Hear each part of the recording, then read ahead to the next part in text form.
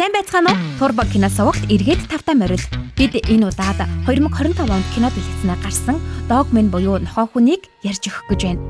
Киноны тухай товчхон та бүхэн танилцуулахад хүний оюун ухаан нохойн үнэнч занг хосолсон онцгой баатар нохой хүний тухай хөгжилтэй адал явдалтай түүх гардаг. Зайлтай овчин муур Пэти болон түүний бүтээсэн аюулт төлөвлөгөөнүүдтэй тэмцэхдээ нохой хүн зөвхөн хүчээр бус сэтгэлээр ялалт байгуулах гэж хичээж байгааг харуулах болно. Кино, уучлал, нөхөрлөл, гэр бүлийн үнцнийг хүүхэд наснд хүрэгчдийн аль алинд нь уран зөгнөлт, инээдмийн хэлбэрээр хүргэж байгаагаараа онцлог юм. Хурцтай өрнөл хөгжилтэй үйл явдлууд, ухаарлал өгсөн сэтгэл хөдлөл бүхий энэ бүтээл бүх насныхан үзэхэд тохиромжтой шүү. За ингээд кинонд орцгоё.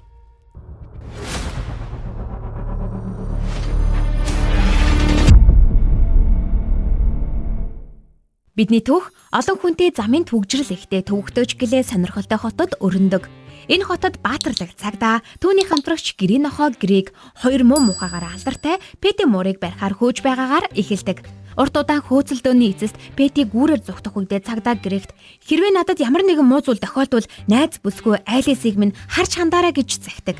Грэг ч эзнийхэн гултыг зөвшөөрж тэд хөөцөлдснөөр шүхэр ашиглан орхигдсон байшингийн дээвэр дээр газарддаг. Харин тэдний унаж явсан машин цагдаагийн даргын машин дээр унаж даргаыг уурлуулдаг бол энэ хооронд Пэти нууц лабораторид очиж туслах Батлерта офицер Найт бол компьютерийн ур чадвартай боловч тийм чухалаг хүн биш юм. Харин Грэг нохоо үнэхээр ухаалаг боловч сул дорой хүчгүй. Тиймээс тэр хоёрыг амархан ялах боломжтой юм байна гэдэг. Гэвч туслах Батлер түүний дэлхийг эзлэх хорон төлөвлөгөөг дэмжээг учраас Пэти түүнийг шууд ажлаас нь халчихдаг. Энэ үед офицер Найт тесрэх бөмбөг олж даргадаа хилдэг ч гэсэн хариу ирээгүй учраас өөрөө бөмбөгийг зогсоохоор оролддог. Харамсалтай нь тэр оролдлого бүтлгүүтэн бөмбөг дэлбэрч цагдаа нохой хоёр маш хүнд гэмтдэг. Тэдний гэмлэгт яаралтай хүргэсэн ч гэсэн эмч нар Найтийн толгойг харин Грэгийн биеийг аврах ямар ч боломжгүй болсон байлаа. Энэ үед нэг сувлагч Грэгийн толгойг Найтийн биед шилжүүлэн суулгах санааг хэлдэг. Энэ санаа амжилттай биелэж хотын мэдээ сувгийн сэтгүүлч Сара телевизээр эмч нар цагдаа болон түүний нохойг амжилттай аварч нохой хүний ирлээз болох нохой хүнийг бүтээсэн тухай шууд сурвалжлага хүргэдэг. Хэдэн 7 хоногийн дараа нохой хүн хотын баатар болон алтаршиж гэмт хэрэгтнүүдийн муу үйлдэлүүдийг таслан зогсоосоор байлаа. Сэтгүүлч Сара түүнийг супер цагдаа гэж нэрлэдэг болов. Хэвлэл мэдээлэлээр энэ цагаас хойш үргэлж нохой хүн гарч байгаад дарга маш ихээр атаархдаг. Тэрээр сэтгүүлчээс өөрийнх нь тухай сайхан нийтлэл бичиж өгөхийг хүсгэд Сара татгалзсан учраас дарааг уурлаж түүнийг ажлаас нь хөөлөө. Нохой хүн ажлаа дуусгаад гэртээ иртэл түүний хайртай бүсгүй Алис өөрчлөгдсөн царай төрхнөөс нь болоод орхин явсан байлаа. Тэрээр хайртай бүсгүйтэйгээ өнгөрүүлсэн дурсамжиндаа автан гуниглаж сутал үд хөдлөх хөрөнгө зуучлагч найз бүсгүй нь шинэ найз залуу болон нохоотойгоо хамт энэ байранд амьдрах болно гэдгээ хэлдэг. Нохой хүний хамтрагч нь түүнийг яаж тайвшруулах аргаа олохгүй ив хавгүйхэн байдлаар тайтгаруулахыг оролддог. Гэтэл тэр үед нь тэд Пэтиг барих даалгавар авдаг. Нөгөө талд Пэти муур нохой хүнийг баатар мэт магтан бичиж байгаа нийтлүүдэд уурлаж бүх нохтын хамгийн их үзэн яддаг зүйлийг олж мэдхээр шийднэ. Өмнө нь халсан туслах нь одоо ч гэсэн Пэтигийн ажлыг сонирхсонгүй. Тиймээс зүгээр л явчихсан. Түүнийг явах мөчид Пэти ууралсандаа хашгирснаас болж тэр сандарч сүүлээ цонхны завсарт тавчуулан чангаар ориллоо. Тэр үед нохой хүнтэй дарга нь уулзаж одоо чамайг алдаа гаргахыг би зөвшөөрөхгүй шүү гэж анхааруулна. Ийхүү Пэтиг барих даалгавар авсан нохой хүн түүнтэй хөөцөлдөж эхэлнэ. Гэтэл Пэти түүнийг авраг том тоос орогчоор айлгаж хөөж эхэллээ. Учир нь бүх ноход тоос орогчны чимээг үзэн яддсан байна. Гэсэн ч Пэтигийн энэ зал нь амжилтгүй болж нохой хүн түүнийг баривчлан морны шорон руу хүргэж өгдөг. Пэти шоронд хамт хоригдож байсан нэгний тусламжтайгаар оргож чадна. Тэр шоронгоос гарсан тариуда олон янзын зүйл зохион бүтээж нохой хүнийг устгах гэж оролддог ч гэсэн баригдаж буцаад шорондоо ордог. Пэти дахин оргосон ч дахин баригдсаар нохой хүн улам нэрд гарч алдартай болдог. Эцэст нь хотын захирагч даргын өрөөнд маш их бухимдан орж ирээд Пэти яаж ч байсан шоронгоос орохчоод байна. Нохой хүнийг энэ хэрэгээс холдуул гэж шаарддаг. Дарга учрыг тайлбарлахыг нь оролцсон ч захирагч тоолгүй үүрэг өгдөг. Нохой хүн муурыг барих ажлаа алдаад гунигтайгаар хотоор хэсүүжилсээр хотын захад байрлах нохойн байранд түр амьдардаг. Пэти лабораторид буцаж ирээд гүн бодолд автав. Тэр нохой хүнийг ялахын тулд надаас илүү ухаантай хэн нэгэн хэрэгтэй. Үгүй, яг над шиг сэтгэдэг хүн л хэрэгтэй гэж өөртөө хэлдэг. Ингээд түүнд нэгэн гайхалтай санаа төрж өөрийгөө хуйлахаар шийдлээ. Тэр тусгай клон машин буюу хувилах төхөөрөмж худалдан авч шинэ төлөвлөгөөгөө хэрэгжүүлэхээр захина. Дараагийн өдөр хотын дарга нохой хүнд шин даалгавар өгдөг. Энэ бол Филиппийн нэртэй аюултай бөгөөд үгсэн загсыг шинжлэх ухааны туршилтанд зориулан супер гайхалтай шинжлэх ухааны төвд харгалзан хүргэж өгөх үүрэг байв.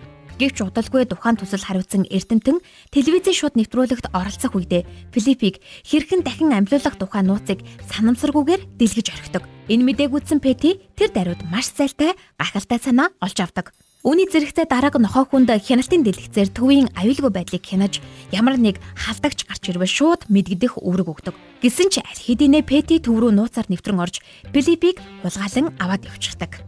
Нохой хүн энэ талаар мэдмэгцээ дорооноор араас нь хөөцөлддөгч замдаа нэгэн хөөрхөн хэрэм хараа түр сатаарснаар сурталчилгааны самбар мөргөн унчгав. Тэр буцаж ирээд болсон бүх явдлыг тайлагнахыг оролцсон ч гэсэн дарагтаа загнуулна. Харин энэ хооронд Пети Филиппийг дахин амьлуулахад шаардлагатай диск мэдээллийг авч түүнийг амилмагц нохой хүнийг устгах үүрэг бүхий нууц код суулгадаг. Яг энэ үед түүний захиалсан хувилагч машинч лабораторид нь хүргэгдэж ирдэг. Хяналтын камерын бичлэгийг шалгаснаар дараг халдагч нь Пети болохыг ойлгоно. Тэр үед Пети лабораторидоо өөрийгөө хувилах ажлыг эхлүүлдэг. Гэвч хувилах явцад алдаа гарч шилдэг сайн хөлбөрийн оронд жижигхэн хөөрхөн хүүхэд шиг хөлбөр бий болсон байдаг. Пети хувилах машины зааврыг бүрэн уншаалгүй яарснаасаа болж хувилбар нь 18 жил бойжих хугацаа хэрэгтэйг хожимдож мэддэг. Түүнээс жил уур хөргөмзүүлнэ жижиг Пети түүнийг аава гэж дууддаг. Пети өөрийн хувилбартаа чи бол миний хувилбар учраас чи муу байх ёстой гэж ойлгуулахыг хичээдэг. Гэвч бяцхан Пети үүнийг хүлээн зөвшөөрөхгүй зөв сайн хүн байхын төлөө зүтгэдэг. Пети түүнийг өөрчлөхийн тулд гадагшаа дагуулж гараад явж байсан чинь жижиг Пети санаандгүй алдаа гаргаад Филиппийг амьлуулах диск мэдээллийг буруу хоолоонд гацааж орхивоо хүргэе. Пети уурлаад түүнийг нэгэн охинд зарахыг оролцсон ч охин Петиг өөрийнхөө жижиг хувилбарт хатуу хандсанд дургуулхан авалгүй явдаг. Пети эргэн тойрноо харахтаа хувилбар нь алга болсныг анзаараад өөрөө явчихсанд нь баярлаад тэндээс гяс яваад өгдөг.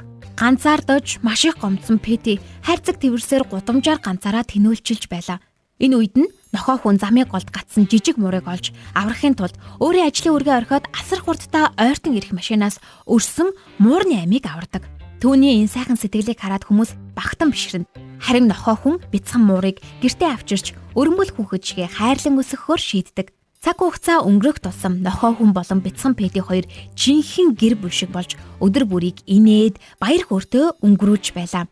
Тэд нэг нэгнээ үнэхээр сайн ойлгож, ойлголцож, хамтдаа аз жаргалтай амьдарч эхэлдэг. Гэвч хэсэг хугацааны дараа Батлер нэгэн зургийг Петид үзүүлдэг. Зурагт нохой хүн болон бяцхан Пети хамтдаа инээлдэж, аз жаргалтай байгаа нь тодхон харагддаг.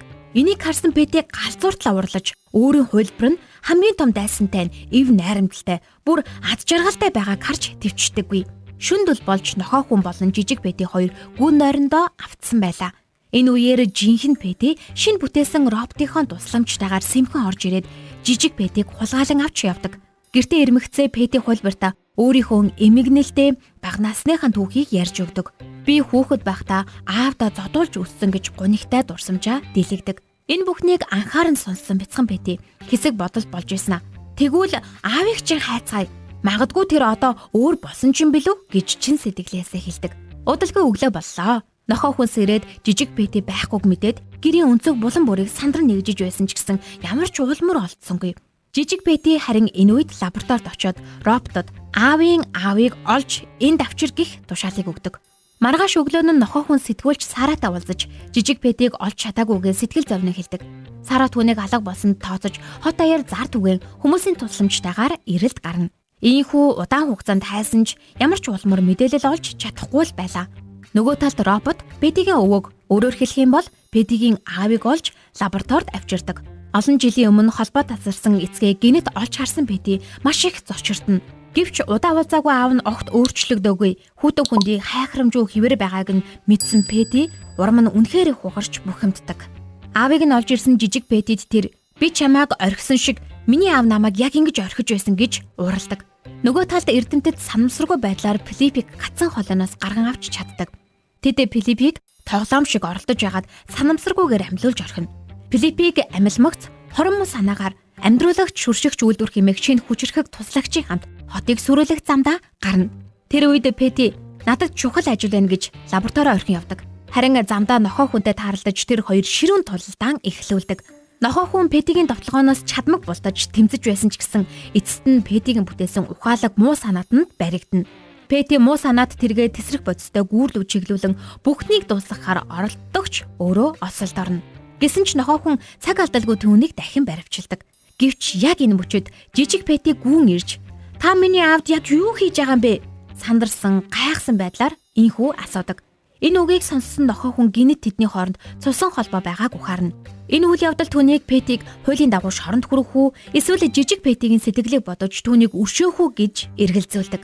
Хариултаа олж чадаагүй эргэлзэх яг энэ мөчөд гинэт Филиппи гарч ирнэ. Тэр Пэтигийн анхны муу санаа төлгөөг хэрэгжүүлж нохоо хүнийг барихыг оролдоно. Гэвч системд нь гинтийн алдаа гарч санамсаргүйгээр жижиг Пэтиг бариад авчихдаг. Ийхүү нөхцөл байдал огцом өөрчлөгдөж нохоо хүн Пэти хоёр хамтран жижиг Пэтигээ аврахад хүчээ нэгтгэхээр шийддэг. Пэти авраг робот жолоодож Филиппигийн туслахтай ширэн тулаанд орно. Тулаа маш удаан ширэн өрнөж байсан ч хоёр тал амархан бууж өгсөнгүй. Эцэст нь Пэти нохоо хүн хоёр хамтран тэмцснээр тусалхыг газар цөхрүүлж унгаж чаддаг. Ингэснээр жижиг Пэтиг хянаж байсан телепат холболтод тасарч хүү эрх чөлөөтэй болдог. Энэ бүхний эцэст Филиппи айж сандран зүгтдэг. Харамсалтай нь Филиппигийн туслах ялагдлынхаа өмнө хот руу хортхий засаж амьдсан байлаа. Энэхүүхийн барилгуудыг амьлуулж тэднийг ухаангүй ууртай аимшигтай амьтад болгон хувиргадаг. Ам орсон барилгууд хот даяар эвдэн сүтгэж эмх замбраагүй байдал үүсгэж эхэлдэг.